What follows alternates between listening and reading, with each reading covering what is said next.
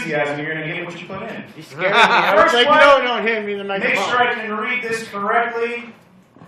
Nicholas Hilton, everybody.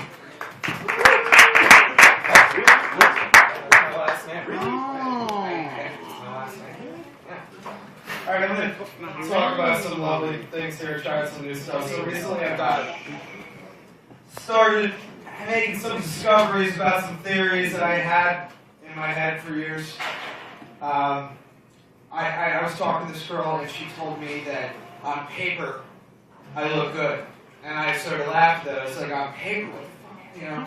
On paper he looks good, you know? And I'm like, watch. She's like, well, you have a bachelor's degree. And I laughed because that's the farthest thing from anything. And I said, I was like, what are you talking about? She's like, no, it means you can commit to something for a period of time and finish it. And I was like, well, I guess. And that really, it took me 6 years to graduate college to get a 4-year degree, first of all. So obviously there wasn't too much into that. But she said, no, that it shows that you can stay with the person. And this is when I realized that most women are stupid. She used that as a premise that I can be trustworthy in a relationship because I finished college. First of all, I have a bachelor's degree in botany and sociology. What that means to you is, behind me there should be a flag that says, he's lazy and he's a stoner. Because that's what that degree equals. It doesn't mean there's 2 degrees, it means it's 1, and I just ended up doing enough lazy classes to get into the next. And it was fucking horrible. Alright. Anyway. Damn, I can't read my own chicken scratch. Alright, well, either way. Anyway. Let's talk about that lovely young lady. I ended up dating her for 2 years. Her name was Alexandra Service. She was a severely bipolar girl, which means that if she takes down 6 shots of Jameson while she's on these bipolar meds, she's really not on these bipolar meds anymore. So this girl would be happy one day, cooking, baking, everything for me in the room. I'm like, oh, this is my love. And then the next moment I would sneeze or cough or look in the general direction of her, and she would throw a fucking pan at me the entire time. She was nuts. There's absolutely nothing about it. Everybody asked me to describe this girl in one word, and I had to go with the word toxic. And people always say, what does that mean? You know, her shitty negative personality affects you? No. Her vagina was like New Orleans after Katrina. That toxic. Okay? Alright. My job for a living is fantastic. I'm a process server. Been in my part-time job for 10 years. I just got fired from my full-time job on Friday. Cheers. And I'm going to tell you that story because it was one of the best, most enthusiastic days I've had in my life.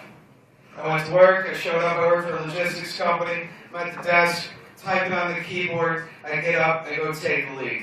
I come back. I sit down. This guy looks at me and says, you need to use your go to the bathroom on your designated breaks. So I can only get out of my chair to go to the bathroom on my 2 15-minute breaks or my half-an-hour break. Now you're thinking to me, you're full of shit. No, he was serious. He was looking at me like, oh, what do you think I'm joking? And I couldn't, I stared at him like, he's fucking crazy. He's fucking crazy. This guy's the best person here.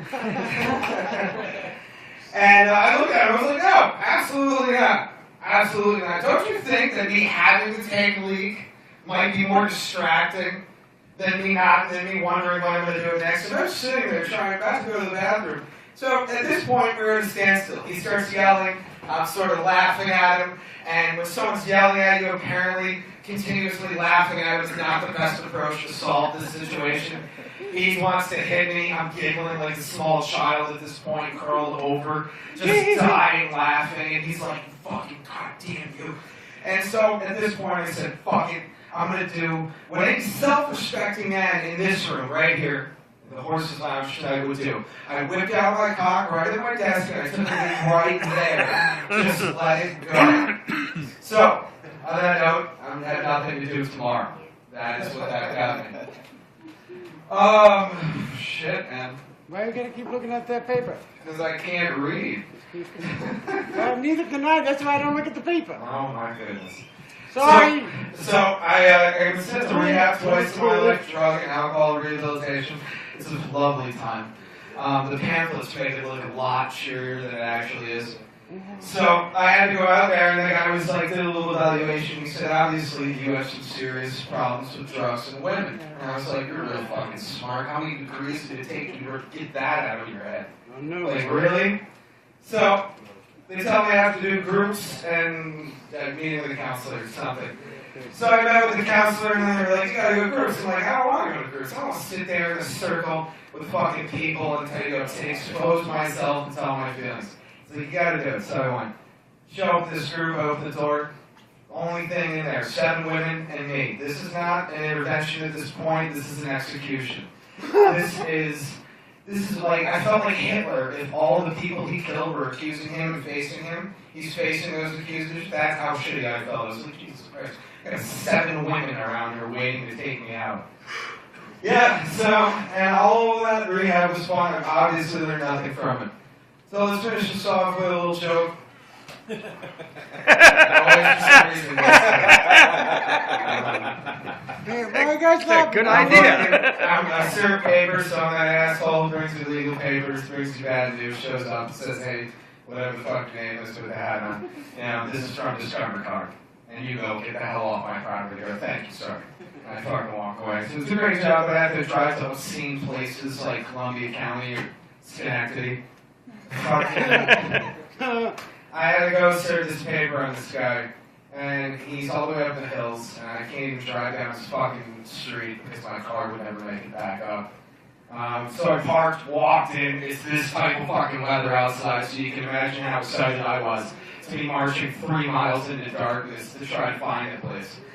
So I finally do. I knock on the door, and I yell this guy's name. He goes, hold on! I knock again. He goes, 20 seconds! And I go, Jesus. Take another fucking 20 seconds. The guy answers the door 21 seconds later. And the worst part was that you could hear when you knocked at the door they were having sex. So the guy shows up at the door, the girl shows up standing behind him, and she was fucking mortified. Like, you interrupted this, let alone it took 21 seconds. She was reevaluating her situation. So she's looking at him, he's looking at me, and I go, hey, you know, whatever the fuck your name is, you him? Yeah, sorry, man, these are divorce papers, but it looks like everything's going well for you guys. You guys got back together. The girl just chimes out of the background. You're fucking married, buddy? Are you kidding me? Fucking, at that point, I was like, I'm gonna go. Jesus Christ. And on that note, I am gonna go. Thank you guys for listening to me. All that good stuff.